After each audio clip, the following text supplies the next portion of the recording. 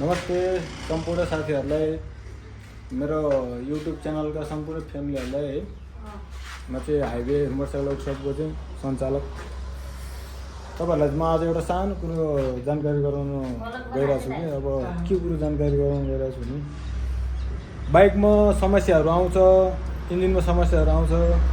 कोही समस्याहरू फुल इन्जिन खोल्नु पर्ने हुन्छ कोही हाफ इन्जिन खोल्नु पर्ने हुन्छ अनि कोही समस्याहरू चाहिँ त्यो सानो समस्याहरू हुन्छ जस्तै टाइपिड रोकर र क्याम्पसापहरू अब म अहिले तपाईँहरूलाई क्याम्पसापको समस्या देखाइरहेको छु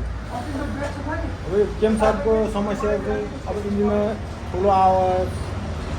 धेरै ठुलो समस्या आए जस्तोहरू चाहिँ ठुलो साउन्ड आउँछ त्यसको लागि चाहिँ अब हरेक मेकानिक साथीहरूले कोहीले फुल इन्जिन खोल्नु पर्छ भन्दैला कोहीले हाफ इन्जिन खोल्नु पर्छ भन्दैला त्यसको लागि तपाईँ कस्टमर साथीहरूले चाहिँ के विचार गर्नुपर्छ भने अब एउटा क्याम्पसापको सानो समस्या होइन जस्तै आवाज ठुलो आयो तपाईँहरूलाई फुल इन्जिन खोल्नु पर्ने हाफ इन्जिन खोल्नु पर्ने जरुरी पनि पर्दैन कि त्यसको लागि चाहिँ अब त्यसको लागि अब यो एउटा क्याम्पसाप हुन्छ यो क्याम्पसापको बेरिङ यो यसरी गइदियो भने ठुलो खटङ टङ टङ टङ खटङ टङ आवाज आउँछ फुल इन्जिनै गयो जस्तो के नै भयो जस्तो ठुलो साउन्ड आउँछ क्या आवाज एकदम ठुलो आउँछ त्यो यहाँनिर हुन्छ है यसको लागि चाहिँ यो पुरै खोल्नु पर्दैन कि अब कतिपय ठाउँहरूमा अब दुःख पाइरहनु भयो होला होइन आत्तिनुहुन्छ होला कस्टमरहरू त्यसलाई तपाईँहरूमा आत्तिनु यो नर्मल समस्या हो एउटा क्याम्पसापको 28-29 सय पर्छ यो जेन्युन सोरुममा चाहिँ अब यति एउटा सामान फेर्दाखेरि अनि तपाईँहरूको यो रोकड हुन्छ यसको पनि ढक भइसकेको हुन्छ यो रोकड ढक भएपछि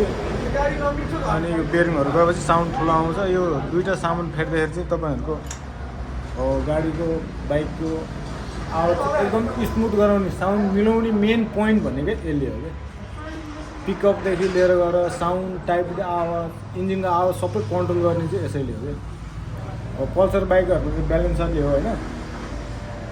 त्यही भएर तपाईँहरू नआत्तिकन राम्रो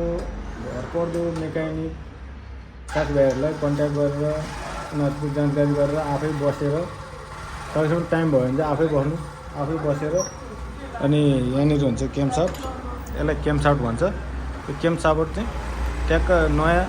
जेन्युन प्लस रोकड यो दुइटा रोकड र यो क्याम्पसाप जेन्युन हालेपछि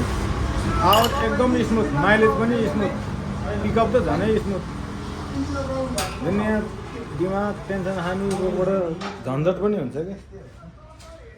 है मैले तपाईँहरूलाई चाहिँ यही जानकारी गराउँछु सर्भिसिङमा त के भन्नु पर्ला है सबैलाई आउने कुराहरू हो त्यो सर्भिसिङ त ठुलो कुरो होइन आज त अब कस्टमर साथीहरूले पनि आउँछ अब त्यही हो होइन मैले त्यही भनेर जानकारी गराउँछु आत्तिनु पर्दैन त्यो सामान्य आवाजहरूदेखि डराएर धेरै महँगो सामान फेर्नुपर्छ भन्दा कसरी त्यसमा पनि तपाईँहरू कन्फ्युज नहुनु त्यसलाई खोलेर आफै बसेर के हो चेक गर्न लगाएर साउन्ड फेर्न सक्छ नर्मली तपाईँको अब 10-15 हजार लाग्छ भनेर आँटेर अब डराउनु भयो भने झन् समस्या झन् बढ्छ अब यो फुट्न आँटिसकेको थियो कि यो फुटिसकेपछि यसले कामै गर्दैन थियो यसले टेन्सन फुट्लाइदिने अनि यो साइडको यो वालहरू माउन्टहरू सबै उडाउने गर्छ त्यही भएर सानोतिनो आवाज हामी क्याल्कुलेट चेक गर्नु होला हस्त धन्यवाद मेरो च्यानललाई लाइक सेयर कमेन्ट अनि यो च्यानललाई सब्सक्राइब पनि गर्नु जय नेपाल।